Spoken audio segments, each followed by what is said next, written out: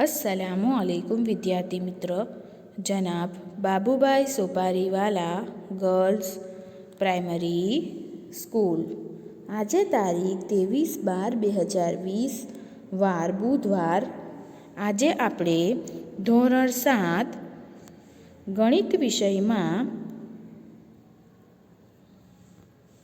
पुनरावर्तन करीशुं। तमने खबर है कि अपनी परीक्षा शुरू थई रही है तारीख 29/12/2020 ना रोज थी अने गणित विषय की परीक्षा है तारीख 31/12/2020 ना रोज अने प्रकरण है प्रकरण नंबर 8 अने 9। तमने खबर है कि प्रकरण नंबर 8 कयो प्रकरण है राशिओं की तुलना अने प्रकरण नंबर 9 सममेय संख्याओं। तो चलो सौथी पहला आपणे प्रकरण नंबर 8 राशिओं की तुलना एनु पुनरावर्तन करीशुं। चालो शू कीधुं छे, रीटा पासे 12 लखोटी अने अमित पासे 8 लखोटी छे तो रीटा पासे अमित करता खाली जग्या घणी लखोटी छे। रीटा पासे 12 छे अने अमित पासे 8 छे तो रीटा पासे अमित करता पहला नाम रीटानुं छे एटले 12/8 12/8 एटले 4 ताली 12 अने 4 दू 8 एटले 3/3। समझ पड़े छे। चलो बीजू जोईए। उमा पासे 10 पेन छे अने गीता पासे 25 पेन छे तो उमा पासे गीता करता खाली जग्या घणी पेन छे। पहला नाम उमानुं छे एटले अंश में 10 आवशे अने पछी नाम गीतानुं छे एटले छेद में 25 आवशे एटले 10/25 एटले 5 दू 10 अने पाछू 25 एटले 2/5। समझ पड़े छे ने। त्रीजू छे, एक चौरसना 8 सरखा भाग पाड़ी एक भाग में रंग पूर्यो तो खाली जग्या भाग में रंग पूर्यो कहेवाय। 8 सरखा भाग छे एटले छेद में 8 आवशे अने एक भाग में रंग पूर्यो छे एटले शुं आवशे 1/8। समझ पड़ी ने। आम तमारे समझीने आ खाली जग्या तमारी नोटबुक में लखवानी रहेशे। जरूरी नहीं कि आ पूछाय खाली जग्या, बराबर। आना सिवाय बीजी खाली जग्या पण पूछाई सके छे। हवे आपणे दाखलो जोईशुं। प्रश्न नंबर 1, नीचेनानो गुणोत्तर शोधो। गुणोत्तर शोधवानुं छे ₹5 નો 50 पैसा साथे ₹5 નો 50 पैसा साथे। ₹5 छे तो ते अंश में आवशे अने 50 पैसा छेद में आवशे। तो हवे आपने खबर है कि 1 रुपयो बराबर 100 पैसा तो अहीं 5 रुपया है तो 5 रुपया बराबर केटला पैसा आवशे 500 पैसा एटले अंश में आवशे 500 अने छेद में आवशे 50 पैसा।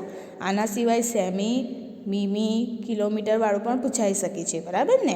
तो चलो गुणोत्तर बराबर 500 पैसा छेद में 50 पैसा। 0 0 उड़ी जाए 5 एडान 50 एटले 10/1 10/1। समझ पड़े छे ने। आम अलग अलग राशि आपेली होय तो राशि सौथी पहला सरखी करवानी। जेवी रीते अहीं रूपिया में अने पैसा में आप्युं हतुं तो आपणे बंनेने पैसा में फेरव्युं अने पछी गुणोत्तर शोधवानुं रहेशे। बीजो दाखलो छे, एक कॉम्प्यूटर लेब में 6 विद्यार्थीओ दीठ 3 कॉम्प्यूटर छे तो 24 विद्यार्थीओ माटे केटला कॉम्प्यूटर जोईशे। ध्यान राखो, अहीं एक कॉम्प्यूटर लेब में 6 विद्यार्थीओ छे अने 6 विद्यार्थीओ दीठ केटला कॉम्प्यूटर छे 3 कॉम्प्यूटर। तो आपणे लखीशुं अहीं 6 विद्यार्थीओ माटे जरूरी कॉम्प्यूटर बराबर 3 तो एक विद्यार्थी माटे जरूरी कॉम्प्यूटर केटला तो 3 × 1 छेद में 6 3 एका 3 एटले 3/6 3 एका 3 ने 3 दू 6 1/3 बराबर। हवे आपने तो 24 विद्यार्थीओ माटे केटला कॉम्प्यूटर जोईए ए शोधवानुं छे। तो 24 विद्यार्थीओ माटे जरूरी कॉम्प्यूटर बराबर 24 × 1/2 बराबर ने। केम 24 × 1/2? कारण के आ तो एक विद्यार्थी माटे आटला कॉम्प्यूटर की जरूर है तो 24 विद्यार्थी माटे 24 × 1/2 12 दू 24 बराबर 12 दू 24 તો કેટલા કોમ્પ્યુટરની જરૂર પડશે? તો 24 વિદ્યાર્થીઓ માટે 12 કોમ્પ્યુટરની જરૂર પડશે. સમજ પડે છે ને? આગળ જોઈએ.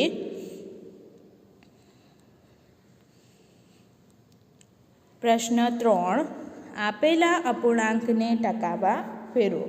અપૂર્ણાંકને ટકામાં ફેરવવાનું છે. તો આપણે આગળ જોઈ ગયા છીએ કે અપૂર્ણાંકને ટકામાં ફેરવવા માટે જે તે અપૂર્ણાંકને 100 વડે ગુણવું પડે. શું કરવું પડે? 100 વડે ગુણવું પડે. તો અહીં આપેલ અપૂર્ણાંક છે 1/8. તો એને ટકામાં ફેરવવા માટે 100 વડે ગુણવાનું. એટલે 1/8 ગુણ્યા 100. 100 એકા 100, 100/8. તો અહીં ઉડાવીશું. 25 ચોક 100 અને 4 દુ 8 એટલે 25/2%. શું જવાબ આવશે? 25/2%. આના સિવાય બીજી રકમ પણ પૂછાઈ શકે છે. સમજ પડે છે ને? ચાલો આગળનો પ્રશ્ન જોઈએ. પ્રશ્ન નંબર 4. આપેલા દશાંશ અપૂર્ણાંકને ટકામાં ફેરવો. અહીં દશાંશ અપૂર્ણાંક એટલે આપણે આગળ જોઈ ગયા પોઈન્ટવાળી સંખ્યા, એને ટકામાં ફેરવવાનું છે. ટકામાં ફેરવવાનું છે એનો અર્થ કે તેને શાના વડે ગુણવાનું? 100 વડે ગુણવાનું. શાના વડે ગુણવાનું? 100 વડે. તો ચાલો અહીં સંખ્યા તમને આપેલી છે 0.65. તો એને ટકામાં ફેરવવા માટે 100 વડે ગુણવાનું. બરાબર ને? એટલે 0.65 ગુણ્યા 100. હવે આપણે અહીં 0.65 છે એટલે શું લખાશે? 65/100. સમજ પડી ને? ગુણ્યા 100. 100 ઉડી જશે એટલે કેટલા ટકા આવશે? 65%. સમજ પડી ને? ટૂંકમાં યાદ રાખવાનું કે અપૂર્ણાંક હોય કે દશાંશ અપૂર્ણાંક હોય એને ટકામાં ફેરવવું હોય તો 100 વડે ગુણવાનું, અને ટકામાં સંખ્યા આપેલી હોય અને એને દશાંશ અપૂર્ણાંક કે અપૂર્ણાંકમાં ફેરવવાનું હોય તો 100 વડે ભાગવાનું. બરાબર? સમજ પડે છે ને? ચાલો આગળ જોઈએ.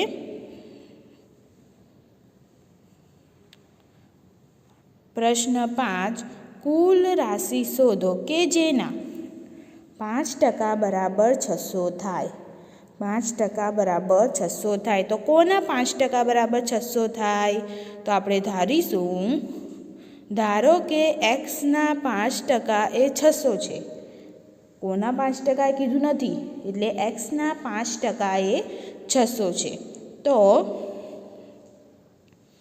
એક્સ ગુણ્યા એક્સના 5% એટલે એક્સ ગુણ્યા 5%ની નિશાની છે એટલે છેદમાં 100 બરાબર 600. ચાલો હવે આપણે એક્સની વેલ્યુ એટલે કે એક્સની કિંમત શોધવાની છે.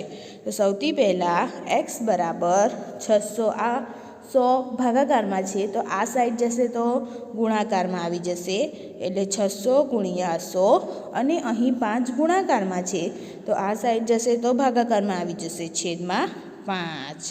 ચાલો 20/50 100. 20/50 એટલે 600 ગુણ્યા 20. ચાલો 600 ગુણ્યા 20 ગુણાકાર કરો. શું જવાબ આવશે? તો તમારો જવાબ આવશે 12,000.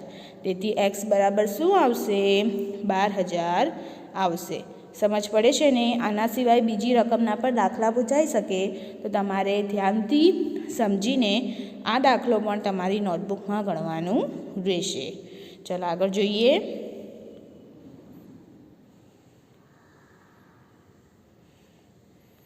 આગળ શું કીધું છે? ટકાને દશાંશ અપૂર્ણાંકમાં ફેરવો અને અપૂર્ણાંકમાં ફેરવી તેનું અતિ સંક્ષિપ્ત સ્વરૂપ લખો. એટલે કે જે ટકા છે એને આપણે દશાંશ અપૂર્ણાંકમાં ફેરવવાનું છે અને તેનું અતિ સંક્ષિપ્ત સ્વરૂપ એટલે કે સંખ્યા, અંશ અને છેદ એવો આવવો જોઈએ કે જે ઉડતું ન હોય. જોઈએ આપણે 25%. તો 25%ને સૌથી પહેલાં આપણે અપૂર્ણાંકમાં ફેરવીશું.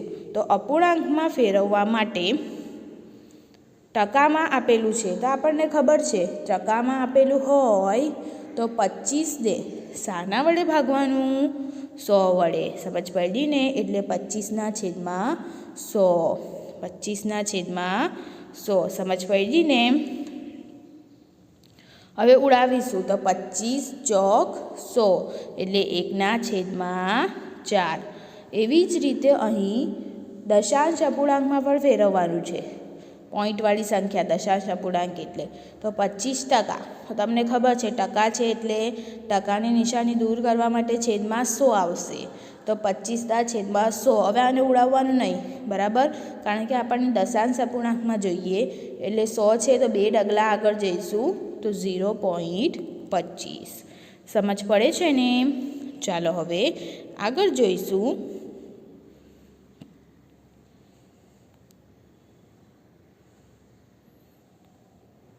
આગળ આપેલું છે પ્રશ્ન નંબર 7. શું કીધું છે? એક શહેરમાં 30% સ્ત્રી, 40% પુરુષ અને બાકીના બાળકો છે. તો બાળકો કેટલા ટકા છે તે આપણે શોધવાનું છે. એક શહેરમાં 30% સ્ત્રી, 40% પુરુષ અને બાકીના બાળકો છે. તો કેટલા ટકા બાળકો છે એ આપણે શોધવાનું છે. તો કુલ કેટલા ટકા હોય છે? 100%. એમાંથી 30% સ્ત્રી અને 40% પુરુષો છે અને બાકીના બાળકો છે. તો બાળકોની સંખ્યા બરાબર કુલ 100% હોય. 100% ઓછા એમાંથી સ્ત્રીઓના ટકા અને પુરુષોના ટકા બાદ કરી નાખીશું એટલે 100 ઓછા 70. તો કેટલા ટકા આવશે? 30%. તેથી બાળકોની સંખ્યા બરાબર કેટલા ટકા આવશે? 30%. સમજ પડી ને? શહેરમાં બાળકો 30% હોય એમ આપણે લખી શકીએ. આ પ્રકારના બીજા દાખલા પણ પૂછાઈ શકે છે. આ દાખલો પર તમારે સમજીને તમારી નોટબુકમાં ગણવાનું રહેશે. ચાલો આગળ જોઈએ. આગળનો દાખલો છે, એક લોકલ ક્રિકેટ ટીમ એક સિઝનમાં 20 મેચ રમે છે. તેમાંથી 25% મેચ જીતે છે. તો તેઓ કેટલી મેચ જીત્યા હશે? ચાલો, જીતેલી મેચ ટકામાં તમને આપેલી છે. તો સૌથી પહેલાં અહીં કુલ રમવામાં આવેલી મેચની સંખ્યા છે 20. એમાંથી જીતેલી મેચની ટકાવારી છે 25%. તો આપણે જીતેલી મેચની સંખ્યા શોધવાની છે. તો જીતેલી મેચની સંખ્યા બરાબર કુલ રમવામાં આવેલી મેચ ગુણ્યા જે તે ટકાવારી, બરાબર ને? તો અહીં ટકાની નિશાની દૂર કરવામાં આવે તો છેદમાં શું આવશે? 100. સમજ પડે છે ને? ટકામાં આપેલું હોય તો જે તે સંખ્યાને 100 વડે ભાગવાનું એટલે 20 ગુણ્યા 25/100. 0 ઉડી જશે. 2 × 5 = 10 ને પાછું 25. એટલે કેટલી મેચ જીતેલી આવશે? આમ આ ક્રિકેટ ટીમ કુલ 5 મેચ જીતી છે. સમજ પડી ને? આ બધા જ દાખલા તમારે સમજીને તમારી નોટબુકમાં ગણવાના રહેશે. જરૂરી નથી કે આ જ દાખલા પૂછાય, બરાબર? એના સિવાય બીજા દાખલા પર પૂછાઈ શકે છે. તો એની પ્રેક્ટિસ પર તમારે કરવાની રહેશે. Thank you.